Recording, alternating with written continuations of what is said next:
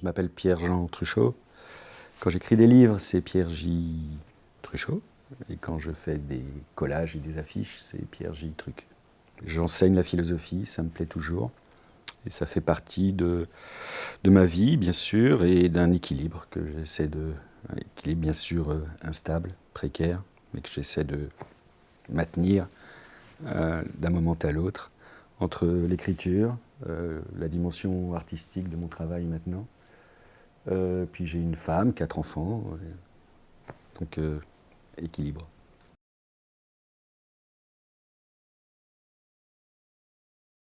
L'art d'être idiot, ça vient au tout départ d'une relecture de L'idiot de Dostoïevski, de ce personnage. Bien sûr, ce thème m'intéressait, donc après j'ai gratté. Mais enfin, c'était une révélation de relire L'idiot de Dostoïevski. C'est la découverte que, d'abord, on est toujours l'idiot de l'autre. C'est un jugement social. Il a un jugement, vu des autres, où on l'éclaire toujours idiot, ce que je disais, on est toujours l'idiot de l'autre. Et donc, dans un moment dans ce roman, il se dit, ah, c'est ça d'être idiot, parce qu'il ne comprend pas trop.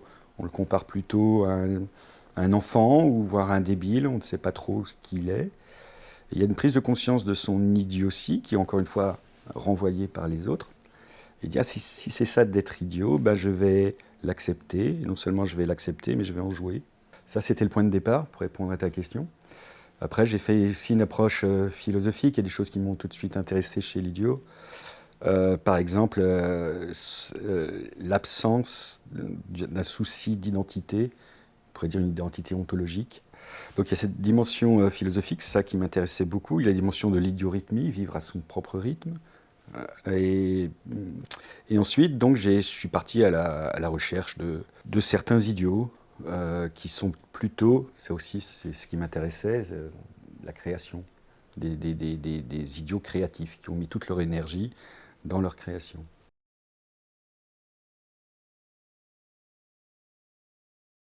Il y a la folie peut être dans l'aspect subversif de ces gens-là. C'est-à-dire, puisqu'ils vivent en fonction vraiment de leur désir de création, ils viennent des aides de subversion justement par rapport au regard des autres, quoi. Parce qu'il y a presque, si c'était eux, peut-être c'est ce que tu veux dire, mais si c'était ces gens-là très singuliers qui avaient raison.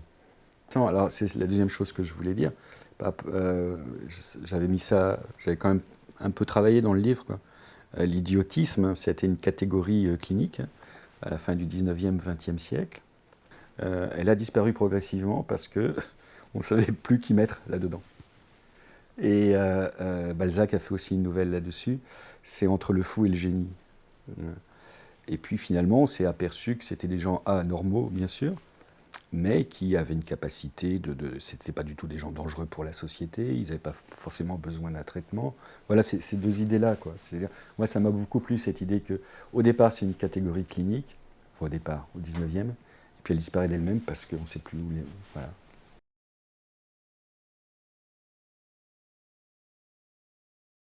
Oui, indéniablement. Ils sont dans le faire. D'abord, ils font pour eux. C'est presque une question de...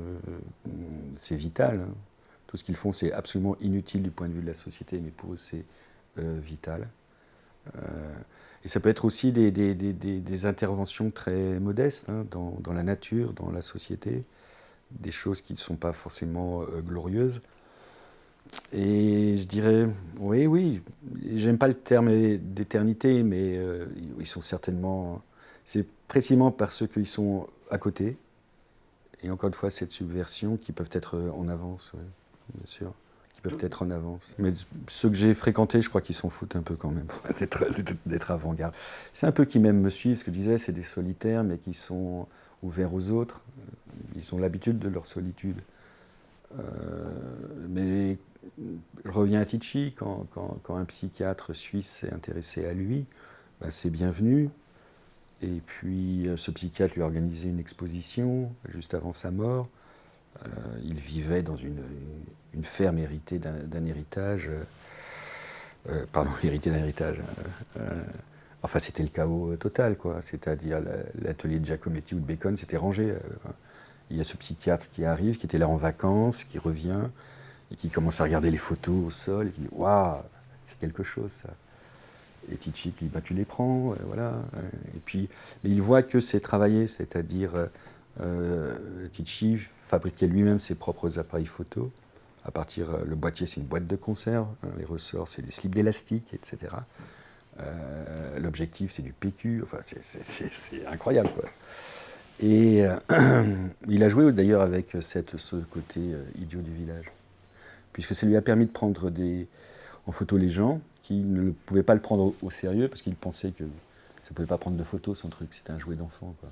Alors il aurait pu avoir la gloire et le succès, et d'être d'avant-garde, non. Mais il a ce savoir-faire, il a une très belle théorie esthétique de ce que doit être une photo, et il y va, quoi. Il y a certains rehausses sur la photo, au stylo bic, qu'il encadre lui-même. Euh, euh, mais je crois que l'avant-garde, non. Non, ils sont... Parce on n'en a pas parlé, mais les apories de l'idiotie, c'est pas facile, deux idiots qui se rencontrent. Donc, pour qu'il y ait une avant-garde, il faut qu'il y ait quand même quelque chose comme un mouvement. Voilà. Le film de Lars von Trier, qui s'appelle Les Idiots, un film qui a été important pour moi aussi dans mes recherches, montre ça. C'est une communauté d'idiots, c'est voué à l'échec, véritablement. Oui, bien sûr, on doit s'en inspirer. Labelle Rojoux, qui n'est pas lui, qui est professeur aux Beaux-Arts, voilà, donc il a quand même un titre, je pense qu'il est à la retraite maintenant. Il joue avec cette idiotie, donc il a repéré que, oui, que là, qu'il y avait quelque chose d'inouï, d'insensé, en avance sur les autres. Et il joue avec cela, pour en rire, hein, pour en rire aussi, dans ses installations.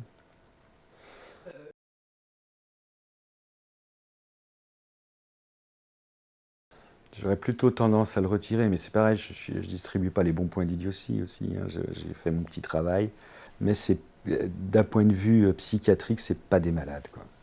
Alors qu'ils aient quelques soucis, j'ai trouvé très peu de choses sur leur sexualité, par exemple. Mais non, c'est pas des névrosés, c'est pas des psychotiques, c'est pas des paranoïaques, c'est pas des bipolaires. C'est vraiment sur la corde raide, tu vois, entre l'art brut, la folie, la thérapie, etc. J'ai essayé de dévoiler ce petit îlot qui pourrait s'appeler l'idiotie, en sachant que c'est des singularités, euh, sans, sans communauté, sans collectif. Et donc, c'est même pas un mouvement. C'est même pas un mouvement, comme je l'ai dit.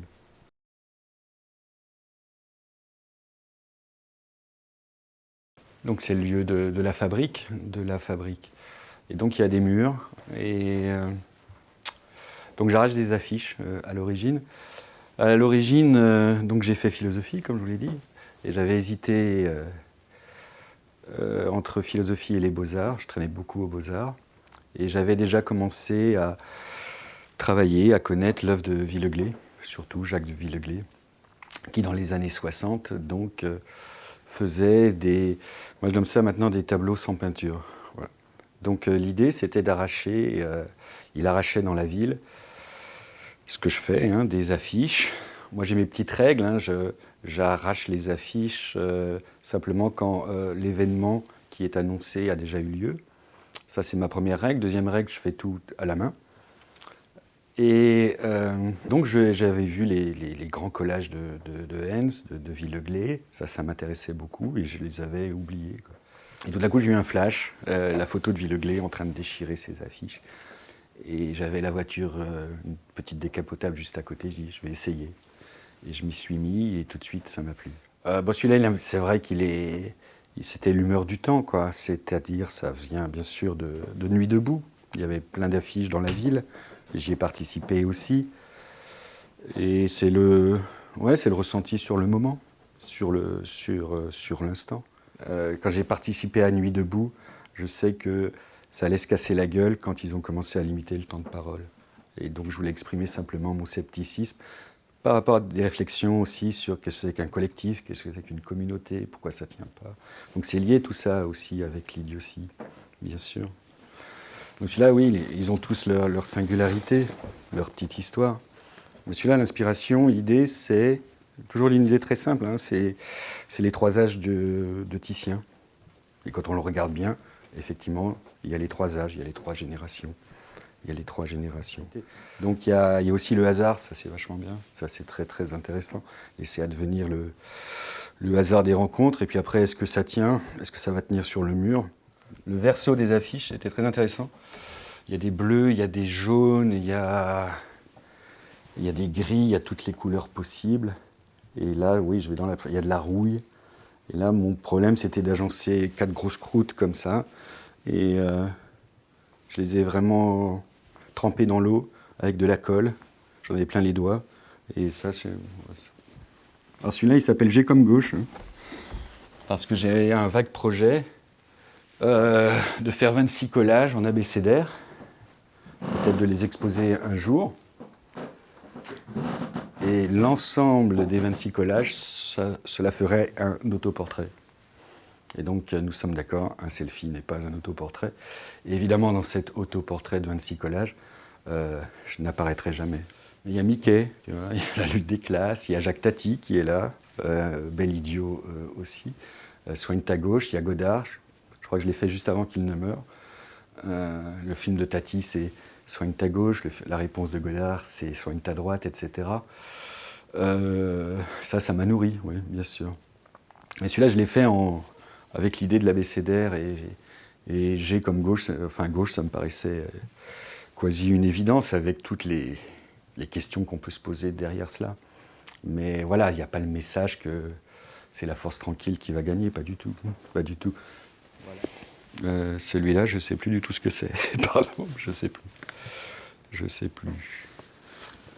Je ne sais plus pourquoi je l'ai fait, celui-là. Il y a bien une raison, mais là, celui-ci, là, c'est non. C'est... Et si c'était vrai? C'est l'affiche de Raël, la secte. C'était incroyable. Donc je l'avais gardé très longtemps.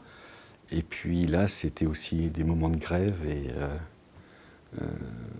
puis à mai 68, soyez réaliste, demandez l'impossible. Ça me semblait bien de mettre ça en évidence. Donc là aussi, assembler de choses qui au départ n'ont aucun rapport, quoi. Aucun rapport. Détourner, un détournement.